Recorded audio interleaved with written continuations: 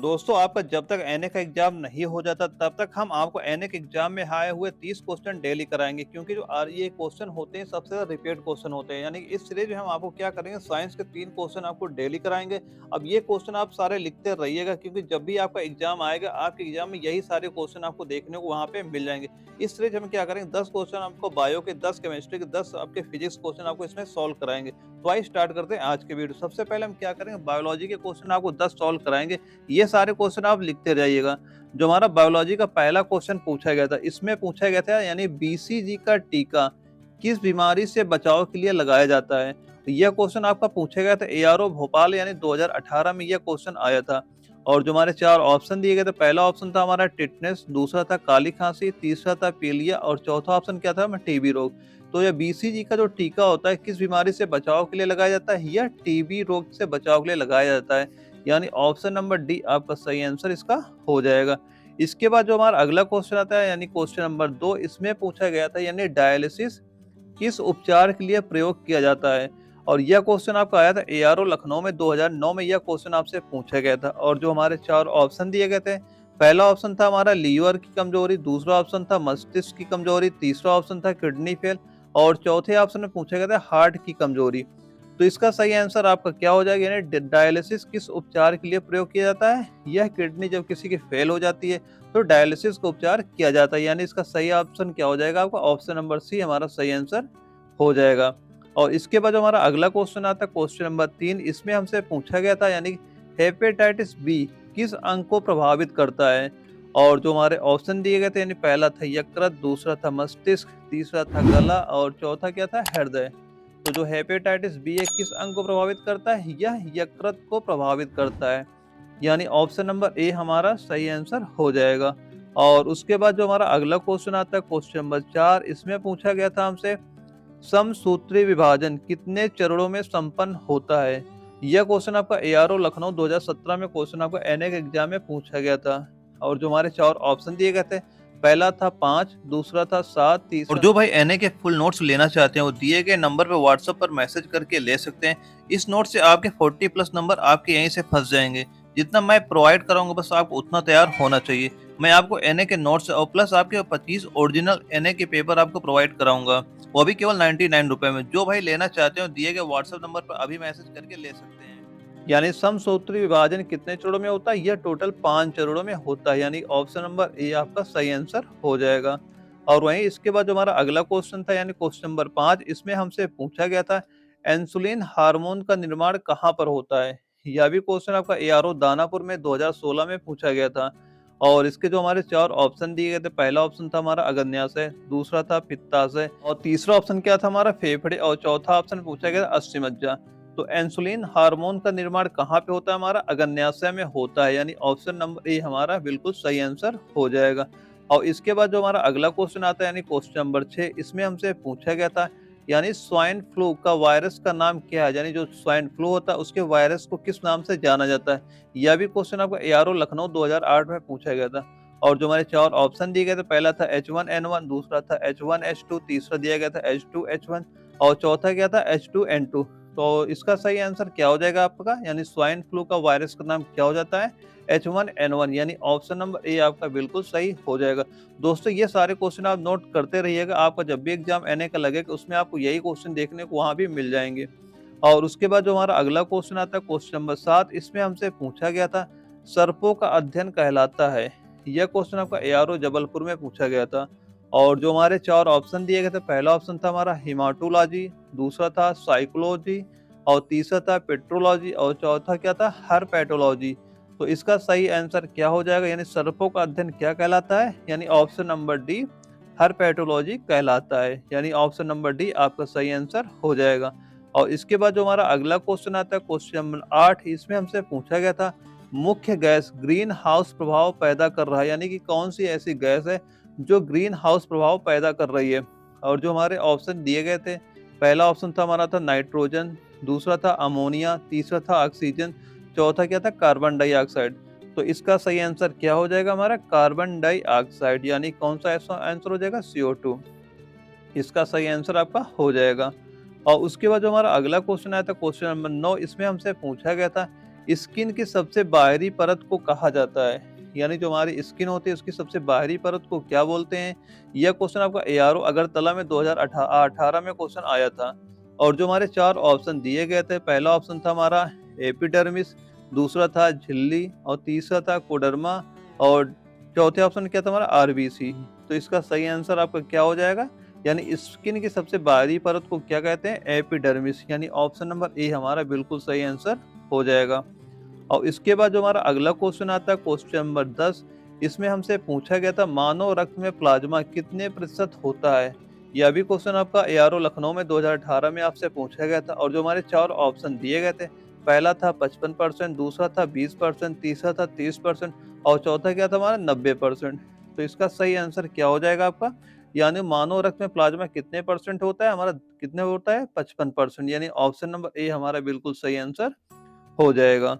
और इसके बाद दोस्तों क्या करते हैं, हम केमिस्ट्री के भी 10 क्वेश्चन आपको दिखा देते हैं जो कि मान लो हमारे एनए के एग्जाम में आए हुए हैं।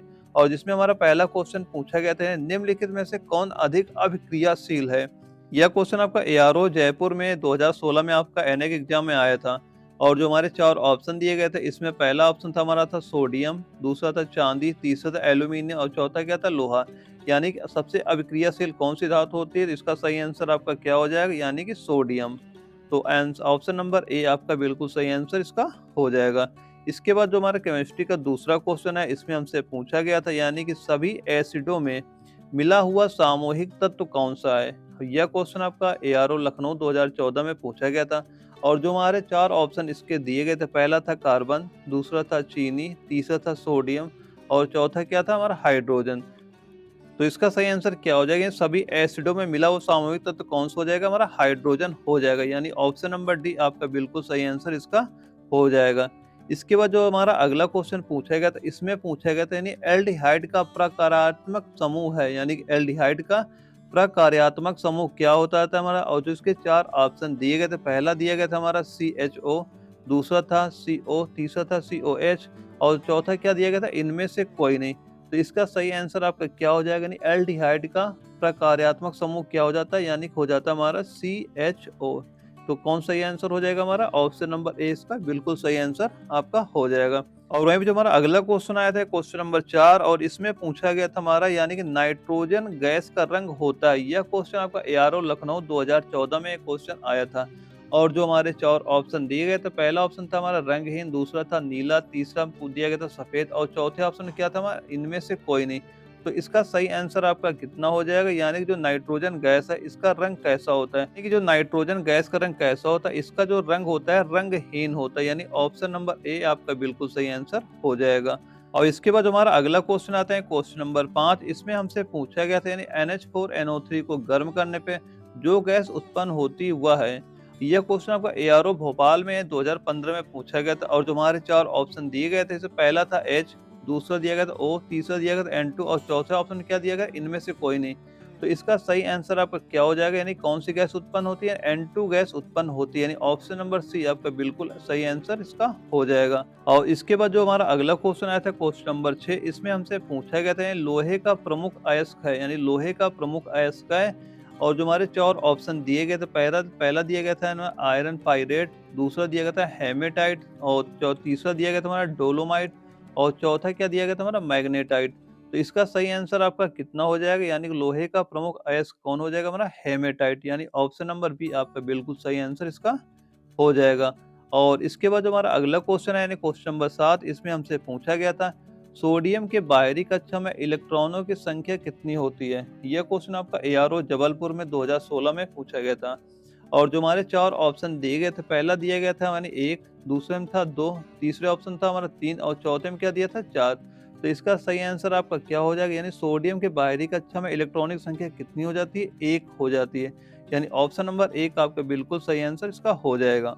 और इसके बाद जो हमारा अगला क्वेश्चन आया था क्वेश्चन नंबर 8, इसमें हमसे पूछा गया था कि कैल्सीफेरॉल किस विटामिन का रासायनिक नाम है? यह क्वेश्चन आपका एआरओ दानापुर में 2006 में पूछा गया था। और जो हमारे 4 ऑप्शन दिए गए थे, पहला ऑप्शन था हमारा था विटामिन ए, दूसरा में था विटामिन बी, तीसरा दिया गया था विटामिन सी और चौथा क्या था हमारा? Vitamin D. तो इसका सही आंसर आपका क्या हो जाएगा? यानी कैल्सीफेरॉल किस विटामिन का रासायनिक नाम है? यानी विटामिन डी का। यानी ऑप्शन नंबर डी आपका बिल्कुल सही आंसर आपका हो जाएगा। और वहीं उसके बाद जो हमारा अगला क्वेश्चन आया था क्वेश्चन नंबर 9, इसमें हमसे पूछा गया था मोलरता से दिखाई जाती है। तो मोलरता से दिखाई जाती है यानी कि कैसे दिखाई जाती है, इसका मतलब पूछ रहा है कि मात्रक क्या होता है। और जो हमारे 4 ऑप्शन दिए गए थे, पहला ऑप्शन था हमारा मोल्स प्रति लीटर, दूसरा था लीटर प्रति मोल, तीसरा दिया गया था ग्राम प्रति लीटर और चौथा क्या दिया था हमारा मोल प्रति 1000 ग्राम। तो इसका सही आंसर आपका क्या हो जाएगा, यानी मोलरता से दिखाई जाती है, यानी इसका कैसे शो करते हैं, यानी कि मोल्स प्रति लीटर, यानी ऑप्शन नंबर ए आपका बिल्कुल सही आंसर हो जाएगा। और वहीं इसके बाद जो हमारा अगला क्वेश्चन आया था क्वेश्चन नंबर 10, इसमें हमसे पूछा गया था गलनांक बिंदु पर पानी का आयतन पर क्या प्रभाव पड़ता है, यानी कि जो गलनांक बिंदु होता है पानी के आयतन पर क्या प्रभाव पड़ता है। और जो यह क्वेश्चन आपका एआरओ लखनऊ में 2016 में पूछा गया था। और जो हमारे 4 ऑप्शन दिए गए थे, पहला था बढ़ता है, दूसरा था घटता है, तीसरा था बराबर रहता है और चौथा क्या था इनमें से कोई नहीं। तो इसका जो हमारा सही आंसर क्या हो जाएगा, यानी गलनांक बिंदु पर पानी का आयतन क्या हो जाता है, यानी बढ़ता है, उसका आयतन क्या हो जाता है, बढ़ता है, यानी ऑप्शन नंबर ए आपका बिल्कुल सही आंसर आपका हो जाएगा। और वहीं दोस्तों इसके बाद आपका फिजिक्स के भी 10 क्वेश्चन आपको करा रहे हैं जो कि आपके एनए एग्जाम में पूछे गए थे। पहले ये सारे क्वेश्चन आप नोट करते रहना, आपको जब भी एनए का एग्जाम लगे यही सारे क्वेश्चन आपको वहाँ पे देखने को मिल जाएंगे। और इसमें जो हमारा पहला क्वेश्चन पूछा गया था, इसमें पूछा गया था रॉकेट में प्रयुक्त विशेष प्रकार के ईंधन का नाम क्या है, यानी जो रॉकेट होती है उसमें ईंधन के रूप में क्या प्रयोग किया जाता है। और जो हमारे ऑप्शन दिए गए थे, पहला ऑप्शन था हमारा विशेष तेल, दूसरा था नोतक और तीसरा था तरल हाइड्रोजन और चौथा क्या था इनमें से कोई नहीं। तो इसका सही आंसर आपका क्या हो जाएगा, यानी कि रॉकेट में कौन सा ईंधन प्रयोग किया जाता है, यानी तरल हाइड्रोजन, यानी ऑप्शन नंबर सी आपका बिल्कुल सही आंसर इसका आपका हो जाएगा। और क्वेश्चन नंबर 2 में हमसे पूछा गया था, यानी किसी सेल का सही ईएमएफ मापने वाले यंत्र को कहते हैं। यह क्वेश्चन आपका एआरओ भोपाल में 2008 में पूछा गया था। और जो इसके हमारे ऑप्शन दिए गए थे, पहला ऑप्शन दिया गया था हमारा पोटेंशियोमीटर, दूसरा दिया गया था वोल्टमीटर, तीसरा दिया गया था गॉस मीटर और चौथा क्या दिया था इनमें से कोई नहीं। तो आपका इसका सही आंसर आपका कितना हो जाएगा, यानी किसी सेल का ईएमएफ मापने वाला यंत्र को क्या कहा जाता है। इसका सही आंसर आपका क्या हो जाएगा, यानी कि पोटेंशियोमीटर इसका आपका बिल्कुल सही आंसर हो जाएगा, यानी ऑप्शन नंबर ए आपका बिल्कुल सही हो जाएगा। और वहीं पे इसके बाद जो हमारा अगला क्वेश्चन आया था, यानी क्वेश्चन नंबर 3, इसमें हमसे पूछा गया था ट्रांजिस्टर में बनाने में सर्वाधिक समान रूप से इस्तेमाल किया जाता है। यह क्वेश्चन आपका एआरओ लखनऊ में 2019 में आपसे पूछा गया था। और इसके जो हमारे ऑप्शन दिए गए थे, पहला ऑप्शन था तांबा, दूसरा था चांदी, तीसरा था सिलिकॉन और चौथा क्या था इबोनाइट। तो इसका सही आंसर आपका क्या हो जाएगा, यानी कि सिलिकॉन, यानी ट्रांजिस्टर बनाने में सर्वाधिक समान रूप से किसका इस्तेमाल किया जाता है, यानी सिलिकॉन का। तो ऑप्शन नंबर सी हमारा सही आंसर हो जाएगा।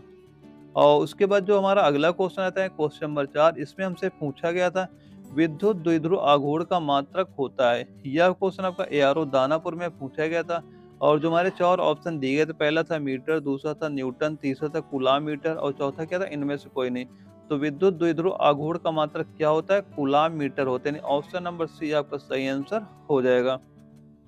और इसके बाद जो हमारा अगला क्वेश्चन आया था क्वेश्चन नंबर 5, इसमें हमसे पूछा गया था, यानी सरल सूक्ष्मदर्शी में किस प्रकार का लेंस प्रयोग किया जाता है। यह क्वेश्चन आपका एआरओ लखनऊ 2006-16 में पूछा गया था।